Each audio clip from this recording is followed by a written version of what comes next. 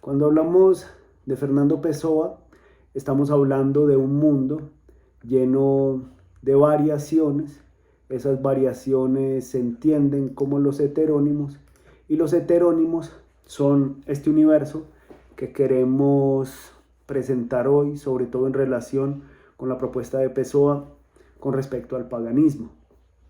Entonces quisiera empezar hablando de la heteronimia.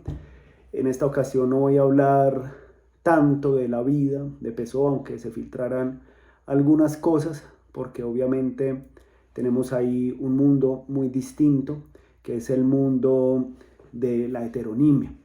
Pessoa, como sabemos, publicó en vida solamente un libro completo y algunos folletos, además textos en revistas aisladas. Eso genera un problema literario, genera un problema conceptual, pero también crea una posibilidad de inventar muchos Pessoa, muchas versiones de Pessoa, muchas miradas, además de eso, lo que él comprende y asume como la heteronimia. En ese sentido, solo Pessoa pudo saber cómo se clasificaban sus obras, que mantuvo en proyectos no publicados. Fernando Pessoa fue un autor que vivió a comienzos del siglo XX, nació en 1898 y murió en el 89, murió en el 35, 1935. Disfrutaba tanto escribir esas obras literarias como también, de alguna manera, los proyectos que hacía con respecto a ellas. Por eso se dice que Pessoa hace parte de un drama en almas, él lo llamaba drama in gentis, y él mismo se veía a sí mismo como un heterónimo, no como el autor del drama, sino como uno más de sus personajes. Ahora, cuando hablamos de heterónimos, me gustaría que nos detuviéramos en esto para saber qué son los heterónimos. Para definir el heterónimo, el mismo Pessoa dijo que se trataba de una persona estética, de un autor supuesto, de una personalidad más demorada o de un hijo mental. En este sentido, estamos hablando de una construcción literaria. Hay algunos especialistas que lo definen de maneras concretas, como por ejemplo Richard Sennett, que dice que un heterónimo sería una persona o un personaje inventado con atributos de autor, porque tiene una vida, una obra, una poética, una índole expresiva, un estilo. Cada uno de estos heterónimos tiene un estilo que Fernando Pessoa trató de integrar posteriormente en una especie de drama estático y se forjó a través del diálogo. Estas personas pueden llamar personas textos o personas libros. Otro especialista en Pessoa, que es Jerónimo Pizarro, dice que un heterónimo no es un seudónimo.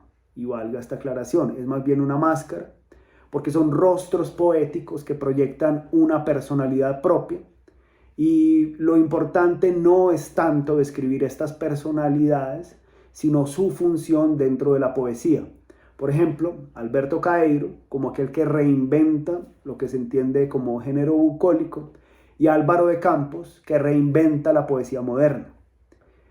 Hay una filosofía detrás de la heteronimia en Fernando Pessoa, y es que Pessoa pensaba que no existe el ámbito del yo en la naturaleza ni una unidad en la persona. Es decir, es mucho más coherente el paganismo en relación con la heteronimia que estas formas de la modernidad que separan al yo.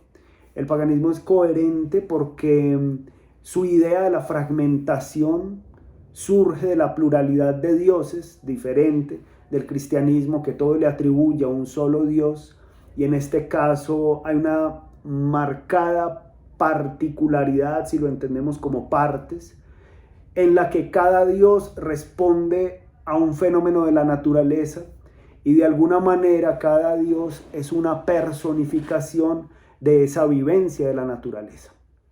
Entonces podríamos hacer unas distinciones importantes para tener en cuenta y que nos ayude a comprender el pensamiento de Fernando Pessoa y su creación literaria. Lo primero, el seudónimo, pensarlo, y sabemos que es más bien un nombre falso, un nombre supuesto, en la que una persona escribe bajo el nombre de otro, pero los pensamientos siguen siendo los de esa persona. Tenemos el semi-heterónimo, que es una personalidad menos demorada, más próxima a la personalidad del autor y es central también en este drama novelesco. Fernando Pessoa tiene semi-heterónimos, como por ejemplo Bernardo Soares, que es un personaje literario, no es un heterónimo completo, porque él mismo decía que Bernardo Soares, el escritor de parte del libro del desasosiego, es un Fernando Pessoa menos racional y afectivo y se abandona con más libertad a la prosa, sobre todo en este libro que mencionamos. Ahora, los heterónimos son personas estéticas. Tenemos a Alberto Caeiro, a Ricardo Reis, a Álvaro de Campos, y ellos tienen sus propias ideas, sus propios sentimientos. Además tienen una técnica de composición y estilo diferentes entre sí, incluso diferentes de Fernando Pessoa. El título heterónimo depende siempre de este grado de diferencia. Y si este grado no es muy elevado, es decir, no es tan fuerte la radicalidad en la distancia frente a los demás, entonces estaríamos hablando de un semi-heterónimo, como es el caso de Bernardo Soares. Hay dos conceptos, siempre o casi siempre usamos heteronimia, pero Pessoa usaba más la palabra heteronimismo. Aquí pues no nos vamos a volver tan radicales o puristas y decir no usemos heteronimia, de hecho está mucho más arraigado en nuestro lenguaje. Pero el heteronimismo, según Richard Sennett, apunta a una tendencia o a una constitución mental y a una técnica. Es una inclinación del carácter que se transfigura en arte y es un proceso consciente de un desdoblamiento meditado. El autor inventa autores supuestos y en esto tiene un papel que es activo, que es lúcido, es un proceso.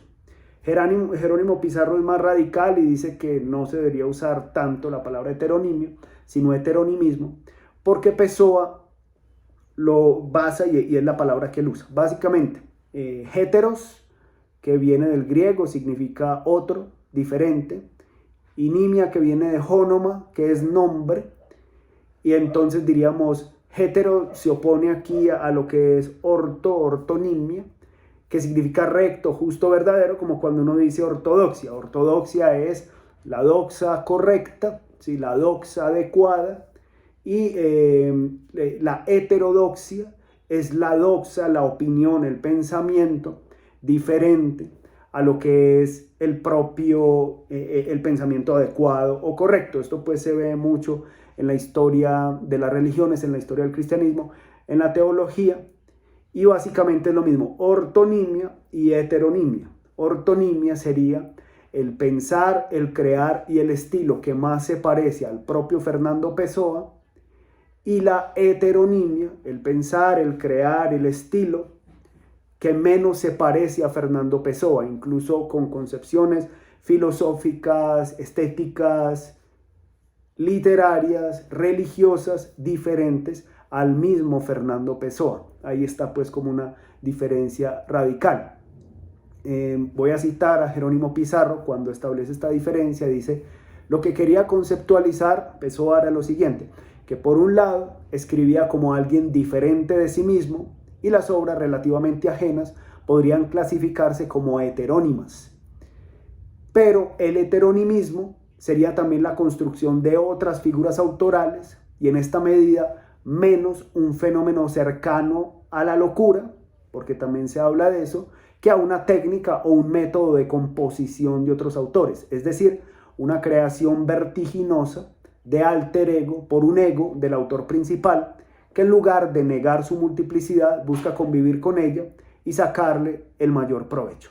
Acá, sobre todo porque hay algunas teorías muy serias y otras ya casi rayando en las suposiciones sin base, que dicen que Fernando Pessoa tal vez tenía una esquizofrenia, tenía una personalidad múltiple, y en este caso devino en esta creación literaria. Eso es muy difícil porque él lo hizo de manera consciente, era un proceso consciente de creación literaria, de construir figuras, de construir imágenes, y de crear perspectivas distintas acerca de la vida dentro de un proyecto que se podría entender como el paganismo o la paganización del pensamiento y de la poesía. Ahora, me gustaría que hiciéramos algunas anotaciones de este proceso histórico de los heterónimos, porque es un proceso creativo que vino incluso antes de los conceptos. Pessoa estaba creando, estaba vivenciando poéticamente, y luego fue hasta 1928, es decir, ya una época muy tardía, recordemos que Pessoa murió en el 35, que se puede separar entre ortónimo y heterónimo. Es a partir de 1928 que Fernando Pessoa hace una reflexión de lo que había hecho hasta entonces.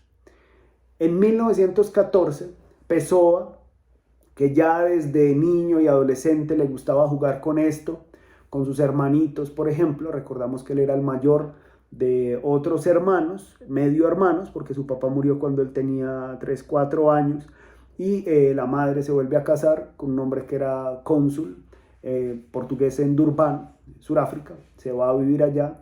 Por eso Pessoa hablaba muy bien el inglés, además había estudiado en un colegio de monjas irlandesas y en ese colegio aprendió el inglés casi que como primera lengua, por supuesto la lengua materna era el portugués, y el francés también lo aprendió muy bien. Sabía latín, sabía griego por formación en las escuelas y colegios, ya lastimosamente eso no lo enseñan en escuelas y colegios, y además sabía español por la cercanía con España.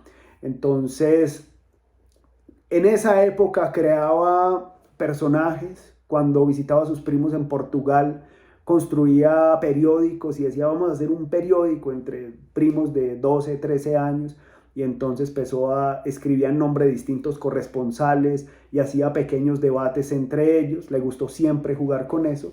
Pero ya en 1914, instalado en Portugal, su familia se quedó mucho tiempo más en Sudáfrica, Fernando Pessoa perfeccionó la técnica de crear otras máscaras poéticas, que partían de la tendencia de hacerse rodear de un mundo imaginario, y esa técnica se hizo posible dando una revelación a 3 grandes figuras que podríamos pensar como artificios, incluso como fingimientos, que son Alberto Caeiro, Ricardo Reis y Álvaro de Campos.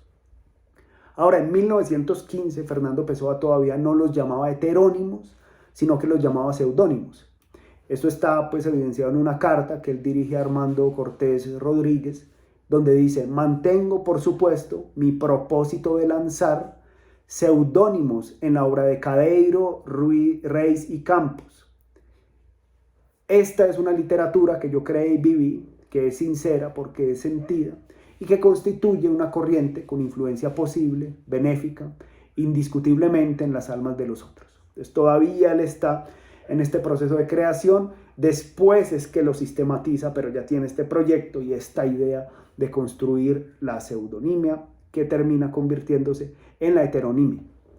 En 1916 escribió: tu alma es un seudónimo tuyo, Dios es un seudónimo tuyo, Dios es un seudónimo nuestro. Acá se viene desarrollando mucho esta teoría, y en 1915, más o menos hasta 1925, empieza la publicación de algunos heterónimos aislados. Álvaro de Campos, que empieza a publicar en varias revistas, en 1915 en Orfeus, por ejemplo con el poema Oda Triunfal, Oda Marítima y Opiario. En 1924, mucho más tarde, Ricardo Reis se lanza con el conjunto de 20 poemas, las 20 odas publicadas que conocemos de él en la revista Atena. Y en 1925 aparece el maestro de todos, que se había escrito, o Pessoa había creado desde él, o él había creado a Pessoa, como decía Pessoa, en 1914. En el 25 se publican los 39 poemas o primeros poemas del Guardador de Rebaños. Pero es después de la muerte de Pessoa que se encontraron muchos textos en un baúl con la obra de este autor, que hasta ahora no se han terminado de publicar. Y como digo, estos textos, muchos de ellos eran proyectos de obras, y ya siendo proyectos de obras, eran obras magníficas. En una carta muy conocida de 1935, Pessoa le escribe a Adolfo Casais Monteiro, que era uno de los jóvenes editores de la revista Presenza, lo siguiente, dice: tengo intención de reunir durante el verano el gran volumen de los poemas de Fernando Pessoa. Entonces acá él ya quiere distinguir la poesía de Fernando Pessoa de la poesía de Alberto Caeiro, de la poesía de Álvaro de Campos, de la poesía de Ricardo Reis. Entre otras cosas, él tenía un proyecto literario inmenso, como le gustaban todas las cosas esotéricas y ocultistas. Hacía, digamos, trabajaba con numerología. Él pensaba que iba a ser un gran poeta en algún momento de su vida, incluso más grande que el poeta más grande que se decía que tenía Portugal, que era Camões, el que escribió Os Luisiadas. Y él decía que iba a venir un supra Camões, y era él propiamente. En el 28, Pessoa hizo una tabla bibliográfica donde acá ya sí dice con claridad y utiliza el nombre de heterónimo. Y con respecto a los heterónimos dice en esta tabla: son entidades con vida propia, sentimientos que yo no tengo, opiniones que yo no acepto. Sus escritos son obras ajenas, aunque por casualidad sean mías. Acá el heterónimo prima sobre todo el concepto de heteros, aquello que es ajeno a mí, aquello que no me pertenece. Y esto es muy importante porque es la posibilidad de otrarse, la posibilidad de alienarse en sentido literario. Ya posterior a 1928, Pessoa no optó tanto por separar su obra entre una cosa y otra, siguió escribiendo de forma indistinta, y por eso se hace difícil, digamos, en el archivo que él tiene textos firmados por Fernando Pessoa y otros textos con otras firmas, además textos donde no hay firmas, o además textos donde él pareciera que este texto, el mismo Pessoa dice: yo creo que esto es de Ricardo Reis, pero en otras ocasiones pienso que es de Fernando Pessoa. En otras ocasiones pienso que es de Antonio Mora, y en otras pienso que es de Álvaro de Campos. Es decir, también está variando porque son esas voces mismas que él considera que son las que lo interpelan. Y a veces el mismo Pessoa reconocía que él no podía distinguir entre una persona literaria y otra persona literaria, entre estos heterónimos. Cuando clasificamos los heterónimos, decimos entonces que son 3 heterónimos. Son estas figuras bien construidas, establecidas, con obras compactas, con personalidades definidas. Y esto nos lleva pues a esta teoría literaria de que la voz poética en la poesía, o el narrador en la narrativa, tiene una personalidad. Como dice Mario Vargas Llosa, el primer personaje que construye un autor es el narrador. O sea, que el narrador sea muy creíble, que el narrador tenga su propia forma de contar, su propia manera de referirse a los textos. Que el texto mismo empieza a tomar personalidad, y toma tanta personalidad en Fernando Pessoa que son textos persona, textos Pessoa, porque el nombre Pessoa significa persona, y él jugaba mucho con eso. Por eso era un drama de Pessoas en Pessoa, un drama de personas en persona. Y estos textos, digamos, empiezan a abrirse. Sin embargo, Pessoa no creó solamente estos 3 heterónimos y Bernardo Soares como semi-heterónimo, sino que hubo muchos otros que no fueron muy bien logrados o no estuvieron terminados, porque Pessoa muere muy joven, a los 49 años, lo decíamos en otra ocasión, muere de cirrosis. Tomaba mucho vino todo el tiempo, lo que nosotros o muchos de nosotros invertimos en tomar café o alguna cosa. Él estaba tomando siempre vino, no se mantenía ebrio, ni estaba por ahí arrastrándose por la calle, pero su cuerpo sí lo sintió muy fuerte, y murió muy joven. Por esto muchos de estos heterónimos no fueron logrados, no fueron terminados, pero estaban ahí en proyectos. En 1990, Teresa Rita López, ella publica un estudio que se llama Pessoa por conocer, donde aparecen diversos heterónimos.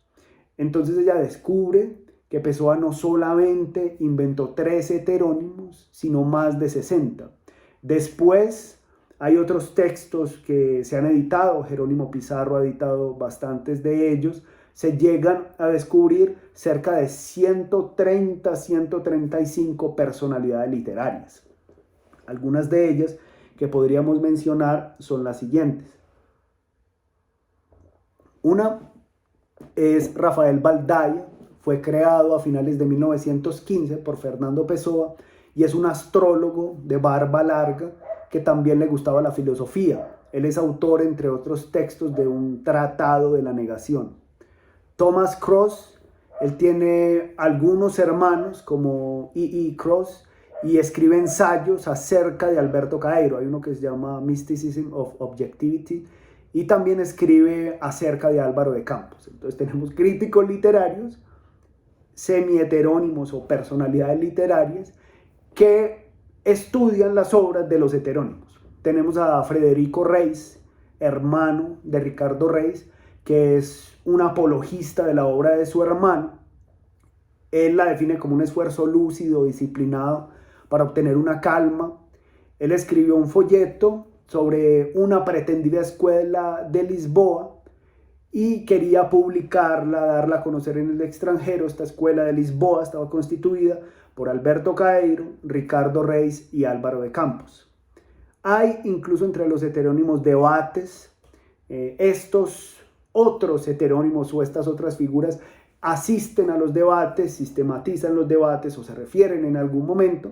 Por ejemplo, el debate entre Ricardo Reis y Álvaro de Campos, que ellos eran 2 discípulos de Alberto Caeiro, muy distanciados el uno del otro, pero también muy cercanos, por supuesto. De ahí que Mario de Sá Carneiro, que era un amigo de Pessoa, que se suicidó en París, muy joven, dijera que Fernando Pessoa era un hombre-nación, o que era un Prometeo que dentro de su mundo interior de genio arrastraría toda una nacionalidad, una raza y una civilización. Hay otros poemas que hemos dicho que son los poemas ortónimos. Este término que usó Pessoa en 1928 se refieren a los poemas que el autor no atribuyó a sus heterónimos y que también se refería a Pessoa él mismo o a Pessoa él mismo.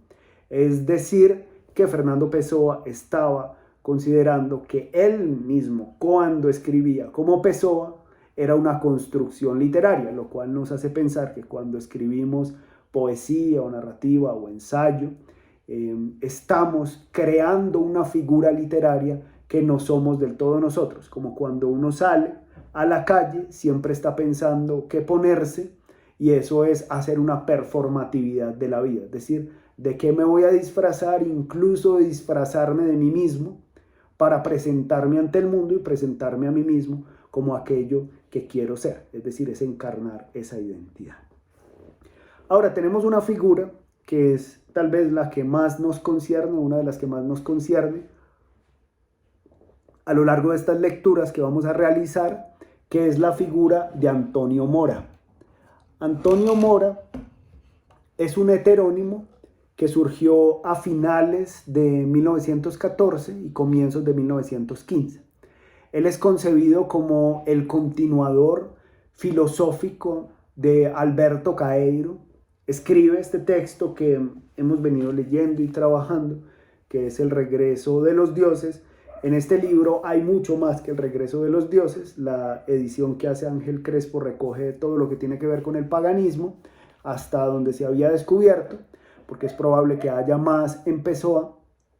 Y en este ensayo que se llama El regreso de los dioses y también Prolegómenos a una reforma del paganismo, él busca sistematizar, podríamos llamar filosóficamente, el mundo de los heterónimos en Fernando Pessoa.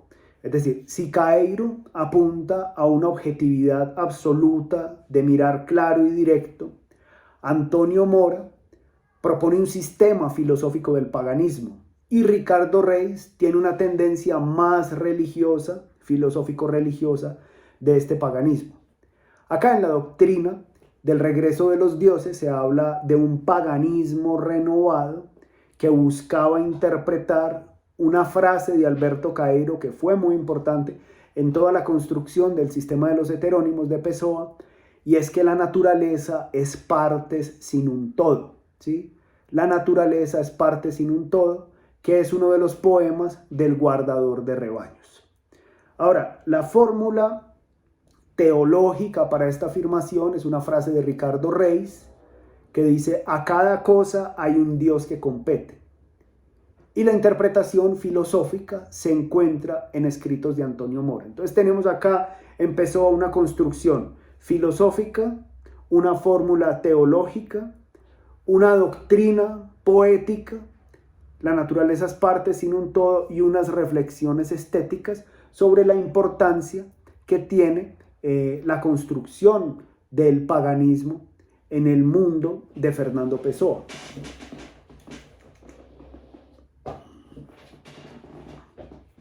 Ahora, entrando un poco, y no me voy a detener mucho, quiero mencionar este texto de La sustancia del paganismo, donde se habla del objetivismo integral. Porque la idea es valorar el paganismo desde Antonio Mora, aquí entramos en el mundo de Antonio Mora, por estar más cerca de la naturaleza. El paganismo está más cerca de la naturaleza y puede actuar más directamente sobre los seres humanos. Sí, por esto les puede influir en el sentido de que no se desvían de las leyes de la naturaleza. Pero también quisiera detenerme un poco en la noción de paganismo y en las definiciones de paganismo para que podamos comprender y establecer un suelo, establecer un piso que nos permita dialogar con este mundo de lo pagano que aparece en la obra de Fernando Pessoa. Ken Dowden escribe un libro que se llama Paganismo Europeo, European Paganism. Él dice que el paganismo no es un credo, pero sí es la práctica y la observación de sistemas de ritual que dan sentido a la vida. El ritual, dice Dowden, también es un lenguaje que define e involucra el lugar del ser humano en el mundo. El paganismo, a diferencia de las religiones monoteístas, puede aceptar las creencias y las prácticas de otros grupos sociales y está mucho más preparado que estas religiones ideológicas. El concepto, por ejemplo, de persecución religiosa o de cruzada o de yihad pertenece al mundo monoteísta que cree que su Dios es el único y los demás son falsos, pero no al mundo pagano, ni siquiera al mundo romano. Cuando los romanos perseguían a personas de otras religiones, lo hacían porque entraban en conflicto con sus rituales sociales, pero no necesariamente porque fuera una guerra santa contra ellos. Es muy distinto un concepto del otro, hasta donde podemos entender. Ahora, el origen de la palabra paganismo proviene del latín paganus, que significa un campesino, un pueblerino o alguien de una villa. Diríamos un villano, pero ya la palabra villano ha tomado otras connotaciones, alguien de una villa. Y en la concepción religiosa es una palabra inventada por cristianos del siglo IV para referirse a personas que tenían ciertas prácticas de vida en el mismo espíritu en que ellos hablaban del judaísmo y del cristianismo. Es decir, los paganos no se asumían a ellos mismos como paganos y decir, miren, yo tengo este sistema cerrado, aunque por supuesto era un sistema donde había una vinculación especial con la naturaleza, sino que más bien su concepción era una concepción en relación con este mundo, sobre todo de vinculación, pero distinto a lo que pensaban o a lo que juzgaban de ellos los judíos y los cristianos. El paso para referirse a las personas de las villas como paganas o a los campesinos en términos religiosos se debe probablemente a que se estaba refiriendo a personas rústicas. Inicialmente se le decía pagano, como nosotros en Antioquia decimos este es un montañero, se refería a este tipo de personas que eran más rústicas. Y las personas que estaban en las villas y en el campo, por supuesto, no se convirtieron a este fenómeno urbano que era el cristianismo en forma completa o en forma, entre comillas, adecuada, y por eso se les llamó pagani, ¿sí? Que es el plural. Entonces había una diferencia entre los pagani y los alieni. Los pagani eran las personas locales que no se adaptaban a las costumbres de la ciudad cristianizada, y los alieni eran las personas de afuera, aliena, de afuera, alien, con modas que los llevaron a convertirse al cristianismo. El cristianismo tiene una intención política, por supuesto, pero entre la gente de Alcurnia, que poco a poco lo fue adoptando, también se fue adoptando como una moda. Es decir, como cuando vemos las modas de los 80s y las pensamos como cosas pasadas de moda, y entonces ya le usamos otro tipo de palabras que tienen que ver a las referencias que también se hacían de lo pagano, de lo rústico, de lo montañero, decimos kitsch o mañé o cursi o lo que sea, porque ya no hace parte de esto. También así fue que se empezó a hablar de estas personas inicialmente como paganas en los círculos sociales. Hasta el advenimiento del neopaganismo, que empieza a tomar fuerza en la segunda mitad del siglo XX, en especial con el hipismo, que quiere volver a las fuerzas de la naturaleza y estas cosas. El paganismo siempre fue visto de manera negativa, refiriéndose a religiones no cristianas. Entre ellas se referían a prácticas hindúes, a prácticas diversas dentro de Europa, que no cabían dentro de la sombrilla cristiana, porque quedaron siempre algunos residuos del mundo pagano.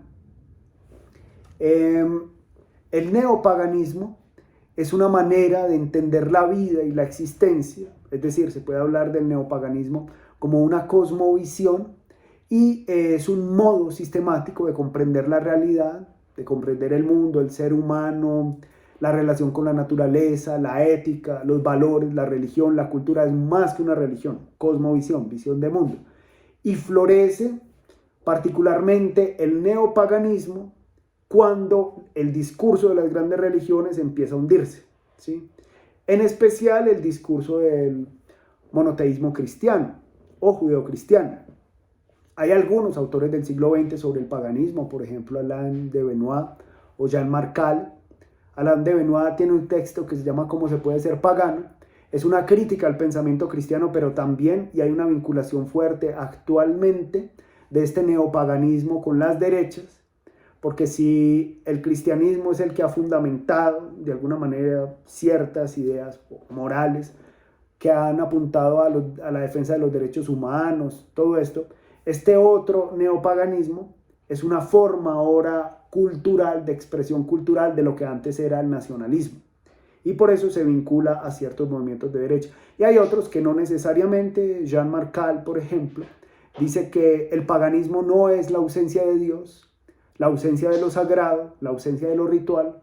Más bien, al contrario, es a partir de lo sagrado, que no está en el cristianismo, donde se hace una afirmación solemne de la trascendencia. Ahora, es llamativo que Fernando Pessoa escribió casi 100 años antes de que estos autores empezaran a rescatar el paganismo. Él hablaba acerca del regreso de los dioses y el neopaganismo. No era el único, por supuesto, pero logró sistematizarlo, no lo publicó tampoco, más allá de una concepción politizada nacionalista en perspectiva estética, que esto también lo podremos ir discutiendo, si hay acá una orientación conservadora, una orientación neoconservadora, una orientación hacia la derecha, o si no lo hay, o si se puede interpretar de una manera distinta, que a mi modo de ver creo que va más por ahí, sobre todo en un rescate de lo estético. Hay mucha herencia de Nietzsche, por ejemplo. Nietzsche tiene una influencia muy fuerte al transvalorar los valores del cristianismo y al proponer una mirada desde lo pagano que también Fernando Pessoa discute con Nietzsche, porque a Fernando Pessoa le parece que Nietzsche es más de una raíz nórdica que de una propuesta que pudiera acercarse al mundo griego y al mundo romano. Ahora, si vamos a las bases, fundamentos y raíces del paganismo, podríamos decir que inicialmente al paganismo no se le puede atribuir un comienzo, ni un fundador tampoco, ni un libro sagrado. Es decir, sabemos quién es el fundador del cristianismo, y por supuesto no es Cristo, San Pablo, Pablo de Tarso. El mismo Nietzsche lo dice como fundador, es traidor del mensaje de aquel santo anarquista al que se refería Nietzsche. crea unas eclesías y todo esto, y un libro sagrado. En el judaísmo hay diferentes fundadores, estaríamos hablando de Esdras y Nehemías, que se remiten a las tradiciones de Moisés o al libro descubierto en la época de Josías, que era el Deuteronomio, todo esto. Libros sagrados en el Islam, Mohammed o Mahoma. Y de alguna manera se puede atribuir, pero el paganismo no sabemos. Es decir, antes del cristianismo se podría decir que todas las sociedades eran paganas. La única alternativa al paganismo era el ateísmo, que es una falta de religión, pero no hay ninguna evidencia histórica, arqueológica, que nos hable de sociedades antiguas que hayan sido ateas. La mayoría de las sociedades tenían una vinculación espiritual con la naturaleza, con el cuerpo, con las plantas, lo expresaban en el arte, en las pinturas rupestres, por ejemplo. La primera evidencia donde se habla de paganismo son las lenguas griega y latina, y en estos idiomas se conservan los primeros testimonios. Hay unos escritos sobre los celtas de las Galias que aparecen en Historias de Poseidonio. Se escribieron más o menos entre el 135 y el 151 a.C., pero es una obra que queda fragmentaria, que está citada por Diodoro de Sicilia y por Estrabón en su geografía. Y estos fragmentos se refieren a los celtas en su costumbre de comidas, se refieren a los bardos, personajes, cantores, poetas de lo sagrado en el mundo celta, y a su forma de cantar las alabanzas. En la Grecia primitiva podemos pensar en una vivencia mítica del mundo donde la naturaleza era sagrada. María Zambrano, en su libro El hombre y lo divino, dice que antes de los dioses estaba lo sagrado. Era entendido esto sagrado como una esfera de la realidad, una esfera muy profunda que no estaba separada de lo profano. Mircea Eliade asevera mucho la separación entre lo sagrado y lo profano, pero originalmente no había esa separación. Lo sagrado era entendido como una realidad caótica, como una realidad incierta, y los ciclos de la naturaleza como la manifestación de fuerzas desconocidas. Era un fondo informe en el que todos estábamos envueltos, como si estuviéramos en un agua, húmedos de eso sagrado, y no podíamos salir a secarnos.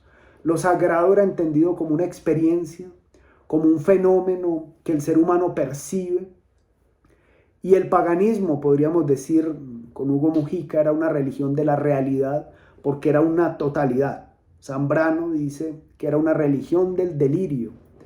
Y el delirio es entendido porque en el mundo originario no se percibía que hubiera un lugar donde estuviera lleno de Dios o de los dioses, o un lugar donde no hubiera un dios o los dioses, sino que todo estaba completamente lleno y no se sabía qué lo llenaba. O sea, previo a las formas, ni siquiera había dioses concretos, sino que era un fondo, una entidad, y eso generaba, por eso María Zambrano lo llama, un delirio, como un delirio de persecución. O sea, en el paganismo lo sagrado era entendido como vida que surge de la acción y del movimiento del ser. O como dice Heidegger con respecto a esto, solo a partir de la verdad del ser puede pensarse la esencia de lo sagrado.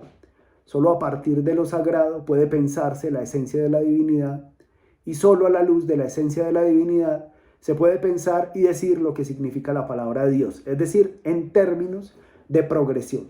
Esta verdad del ser, como esa totalidad que todo lo envuelve, luego lo sagrado, luego de lo sagrado una esencia, como tratar de destilar, y de esa esencia, la esencia de la esencia, que sería el Dios, ¿sí? No necesariamente el Dios cristiano, pero sí esta particularización. Hugo Mujica dice que en el paganismo lo sagrado se entiende como la dimensión moviente del ser, donde el ser es puro acontecimiento, usando pues un lenguaje heideggeriano donde es Ereignis.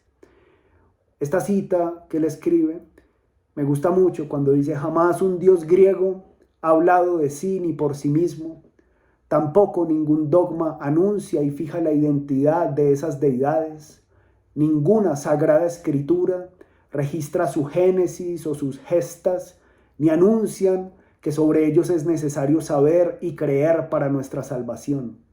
Ni un Moisés ni un Mahoma los han revelado, y no obstante Grecia recibió el anuncio de sus dioses. Grecia recibió y vivenció a sus dioses. Los palpitó como quizá ninguna otra cultura lo haya hecho antes ni después. Grecia vivió sumergida y hasta subsumida en lo luminoso, en lo sagrado. Hasta ahí la cita de Múgica. Y con esto podemos entender esto que les digo, era como habitar en un agua de la cual uno no podía escaparse, como si fuéramos peces, ni siquiera anfibios, y al salir empieza a haber una separación entre lo seco y lo mojado. Así empieza a haber con el paso del tiempo una separación entre lo sagrado y lo profano. María Zambrano dice que también para protegerse de esa sensación de persecución de los dioses, de que los dioses nos estuvieran acechando. Heidegger dice acerca de la Grecia pagana que en ella se vive el ámbito de lo sagrado a partir de la physis, que Heidegger define como aquello que se despliega a partir de sí, la acción de desplegarse abriéndose, y en ese despliegue hace su aparición. O sea, la physis también era todo, ¿no? Entonces los dioses paganos, en este paso de lo sagrado completo, pagano, a la fragmentación en dioses, son una forma de delimitar lo sagrado y convertirlo en el dios protector de cada comunidad o territorio, lo que los romanos llamaban los lares, o los dioses familiares, los dioses domésticos en muchas culturas. Esto ahí es cuando la entidad se convierte en id-entidad, es decir, la entidad ahí que yo pueda señalar. El dios, cuando aparece, dice María Zambrano, es el culmen del periodo del delirio, y el ser humano puede relacionarse ahora con este aspecto del delirio, que es la presencia de este Dios.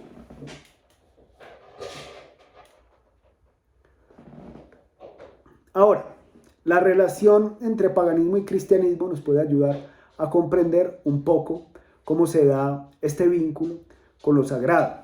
Primero, hay que decir que había una convivencia, es decir, que aspectos de lo pagano están en lo cristiano.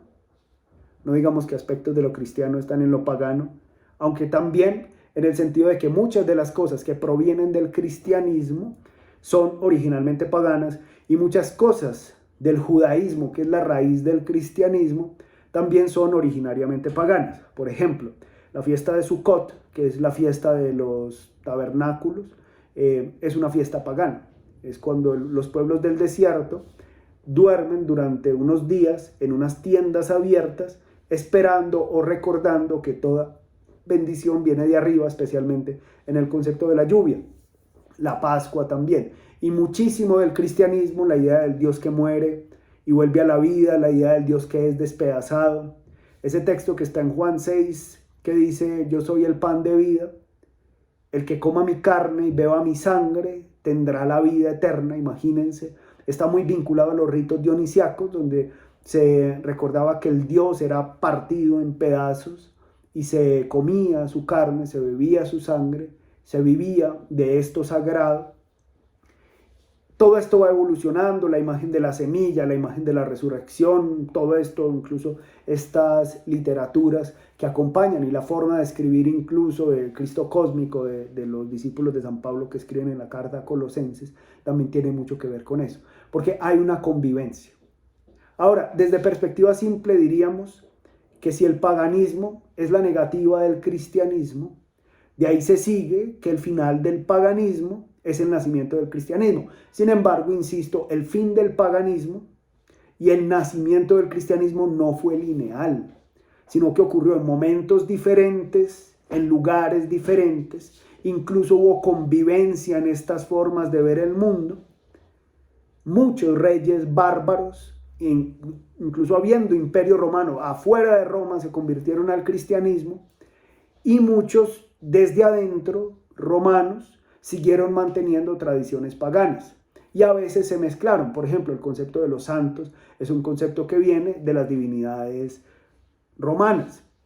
¿Por qué? Porque si el cristianismo es monoteísta, siendo monoteísta, no puede tener muchos dioses. Entonces, ¿qué hacen con todos esos patrones de esto, de las cosechas, de la tierra, de los ojos, de la vista, de los ciegos, de la música, del amor, etcétera, lo empiezan a atribuir a pequeños santos que en lugares determinados pudieron vincularse a este tipo de vivencias, ¿sí? El Imperio Romano, por eso decimos, fue el vehículo a través del cual el cristianismo conquistó Europa, pero de alguna manera un cristianismo que con el paso del tiempo fue acumulando para sí aspectos de lo pagano. Entonces, la represión de los paganos por parte de los cristianos, podemos decir que fue larga, fue intensa y fue incluso mucho más intensa y mucho más larga que las persecuciones de los cristianos por parte de los paganos. Ahora, si hacemos un recuento así rápido de este final paulatino del paganismo con la llegada del cristianismo, encontramos varias cosas. Por ejemplo, en el 312, Constantino, el emperador, en ese momento había una tetrarquía, conquista Roma. Él está peleando con su hermano por la totalidad del imperio y se convierte en el primer emperador cristiano. Pues está esa leyenda de que él vio una señal en el cielo, que era una cruz y le decía, con este signo vencerás y toda la cosa. Y finalmente esto es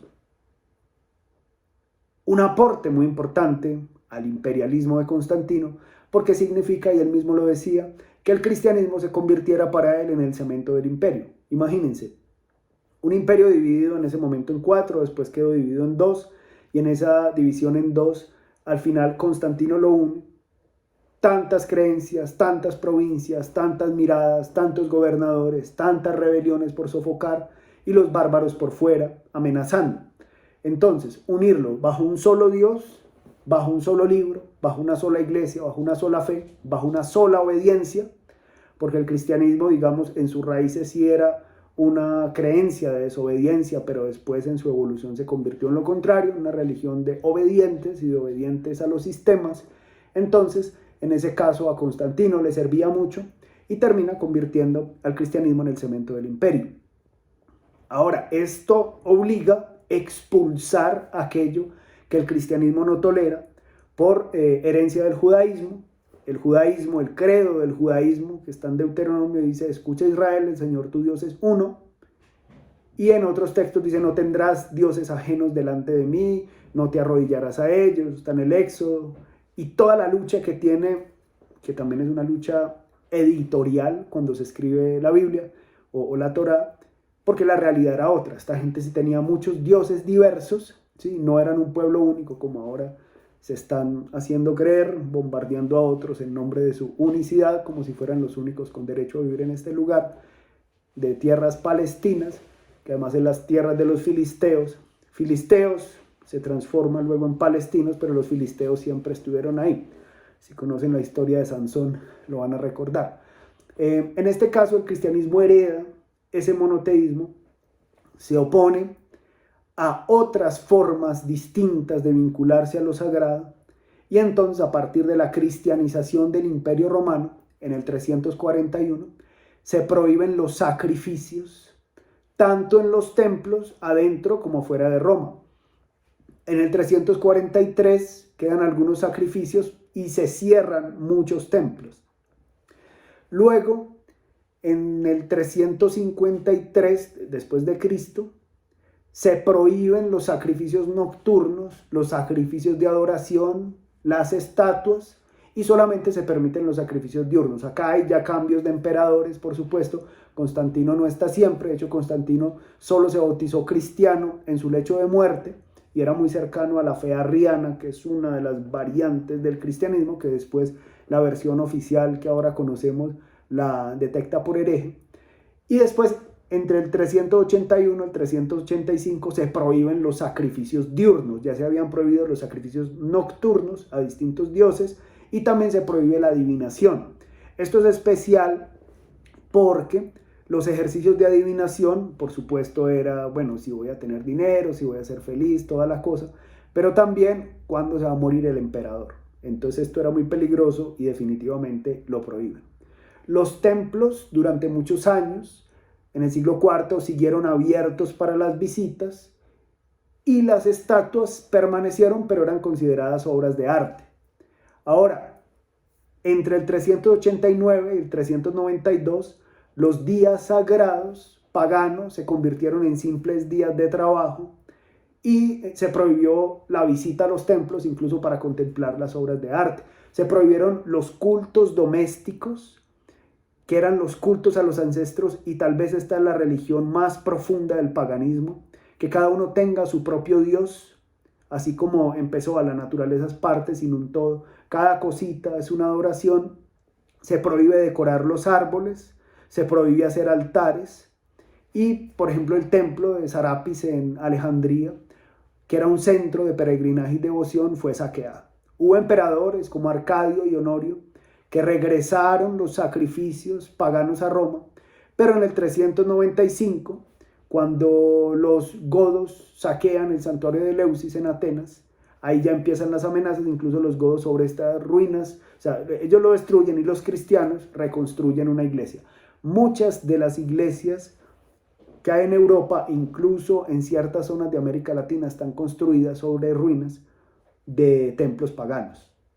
Por esta época los sacerdotes cristianos adquirieron los privilegios de los hierofantes de Roma, y en el 415 se confiscaron ya los lugares sagrados, se destruyeron los árboles sagrados, antiguos, antiquísimos, llenos de vida, llenos de memoria, llenos de historia, que antes eran decorados, pintados, adorados, cuidados, pastoreados, se puede decir.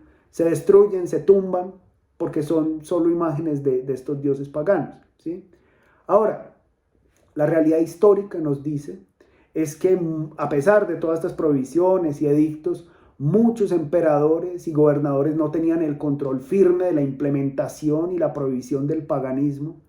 Y por eso, digamos, el trabajo del cristianismo fue un trabajo lento y violento de destrucción del paganismo urbano, mucho más que del paganismo rural, porque en el campo precisamente, y por eso le decía campesinos que no eran capaces de adaptarse a las nuevas modas de la ciudad, permanecían todavía cuidando árboles, adorando ancestros, manteniendo los hogares. Los hogares son las hogueras encendidas a los pequeños dioses ancestrales o a los lares.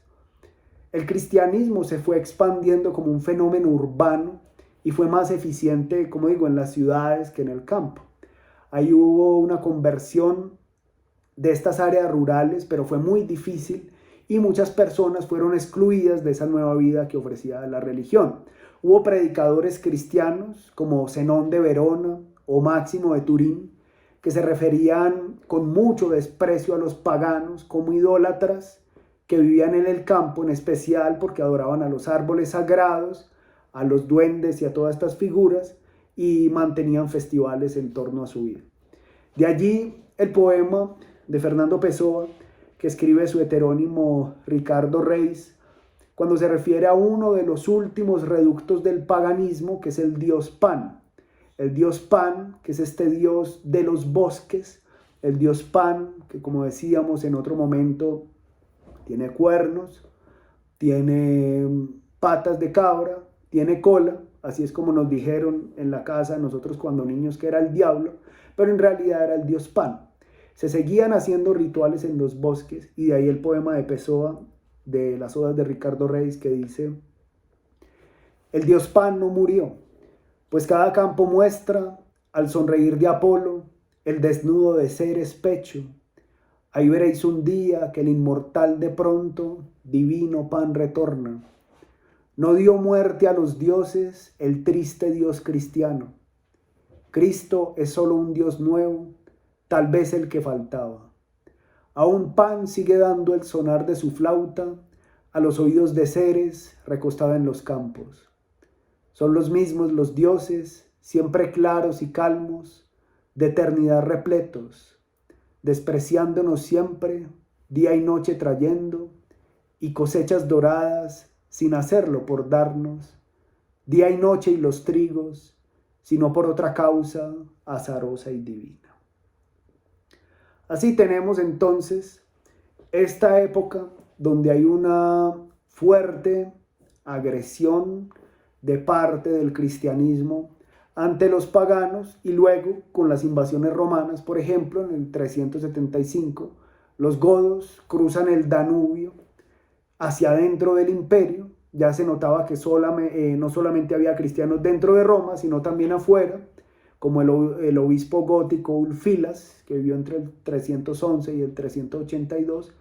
Y estos godos, muchos de ellos eran cristianos y empezaron a hacer presencia en España, en la península ibérica, donde Eurico, por ejemplo, el rey de los visigodos, conquistó la península completa, excepto Galicia, donde estaba bajo el control de los suevis o los suavos, y la mayoría de ellos eran arrianos, excepto Ulfilas. Arrianos, como digo, no quiero entrar mucho en este detalle, pero eran estos que no creen que Jesús es también una divinidad o un Dios igual, parte de una Trinidad, sino que hay un Dios arriba y abajo hay uno más chiquito que es Jesús, ¿cierto?